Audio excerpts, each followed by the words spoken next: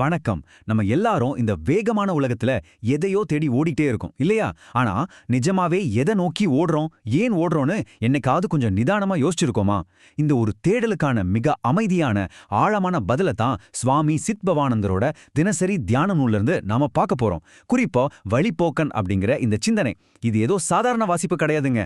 நமக்கு நாமே செஞ்சுக்க போற ஒரு ஆழமான சுய பரிசோதனை. சரி வாங்க இந்த விளக்குறைக்குள்ள போகலாம். சரி, விஷயத்துக்கே வருவோம். இந்த வலிமையான ஆரம்ப வரியை கொஞ்சம் கவனிங்க. வேந்தே, நான் இவ்வுலகில் ஒரு வழிப்போக்கன் என்பதை யாண்டும் ஞாபகத்தில் வைத்துக் கொள்வேனாக. எவ்வளவு எளிமையான, ஆனா மனச தைக்கிற மாதிரி ஒரு வரி இல்ல? அதாவது, நாம இந்த உலகத்துல நிரந்தரமா தங்க போறதில்ல, நாம வெறும் தற்காலிகமான பயணிகள் அப்படிங்கிறத ஒவ்வொரு நிமிஷமும் ஞாபகம் வச்சுக்கணும்னு இந்த வரி ரொம்ப ஆணித்தரமா சொல்லுது. நாம ரொம்ப ஆசையா கட்டுற வீடுகள், சேர்க்கிற சொத்துக்கள், உறவுகள், இது எல்லாத்தையும் தாண்டி நம்மோட உண்மையான நிலை என்ன? ஒரு வழிப்போக்கன். எந்த ஊர்லயும் நிரந்தரமா தங்கிட மாட்டான். அவனுக்குன்னு ஒரு இலக்கு இருக்கும். அந்த இலக்கை நோக்கி போறப்போ இந்த உலகம் ஒரு தற்காலிக பாதை மட்டும்தான். இதை நாம எப்போவாச்சும் முழுமையா உணர்ந்திருக்கோமா? அதை பத்தி ஆழமா யோசிக்கத்தான் இந்த சிந்தனை நம்ம அழைக்குது.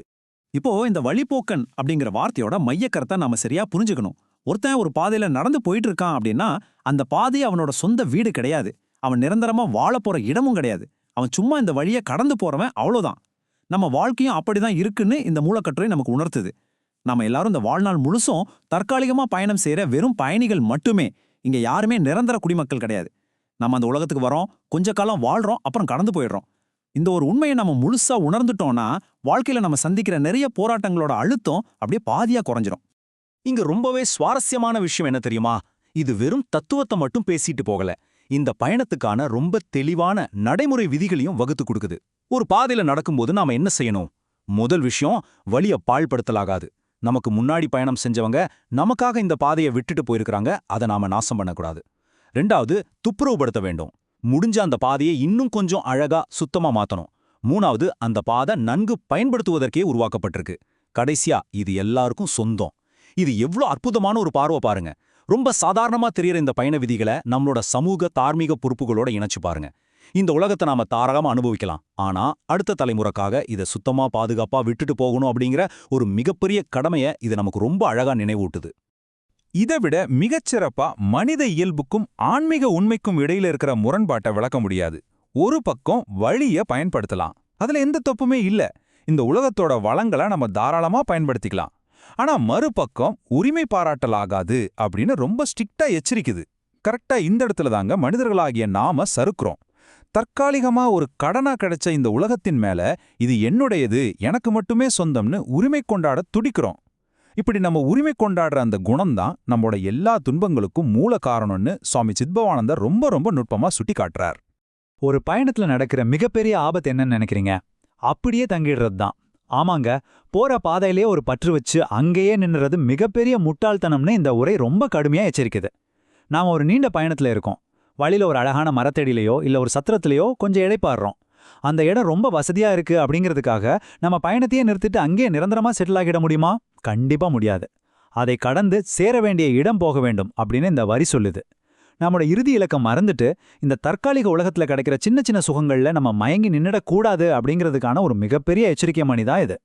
சோ இங்கே நாம சிந்திக்க வேண்டிய மிக முக்கியமான விஷயம் இதுதான். இந்த கேள்வியை உங்களுக்கு நீங்களே கேட்டுக்கணும். நாம நிஜமாவே எத்துக்காக இங்க வந்தோம் அப்படிங்கிற நம்ம உண்மையான மூலத்தை மறந்துட்டு ஏன் இந்த உலக மாயையில நாமே பிணைச்சுக்க அனுமதிக்கிறோம்? நாம ஒரு பயணி அப்படிங்கறத சுத்தமா மறந்துட்டு அந்த பாதையே சொந்தம் கொண்டாட நினைக்கும் போதுதான் எல்லா சிக்கலும் ஆரம்பமாகுது.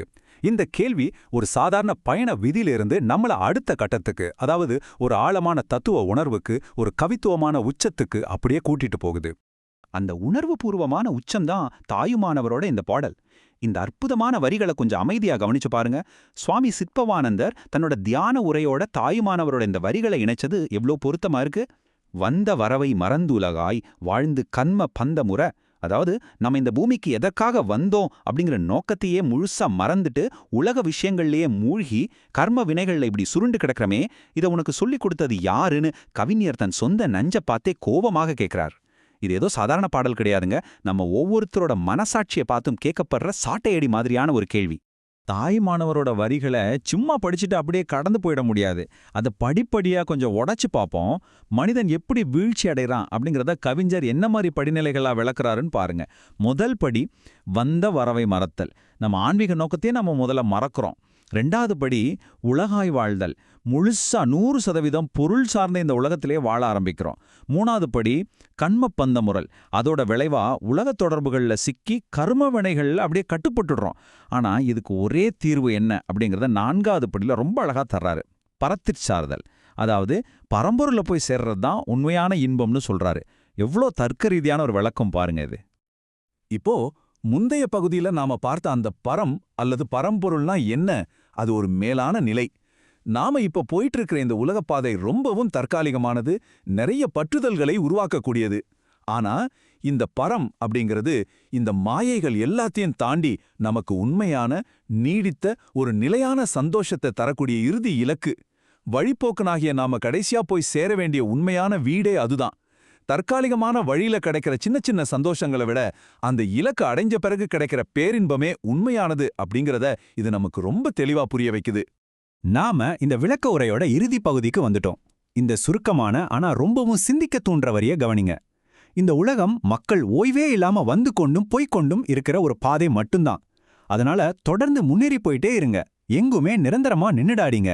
கடைசியா உங்களுக்கு நீங்களே கேட்டுக்க வேண்டிய அந்த மிக முக்கியமான கேள்வி இதுதான். நீங்க நிஜமாவே பயணம் செஞ்சிட்டு இருக்கீங்களா, இல்ல பாதையிலேயே சிக்கிக்கிட்டீங்களா? உங்களோட பற்றுதல்களை நீங்களே ஒரு முறை மதிப்பீடு செஞ்சு பாருங்க.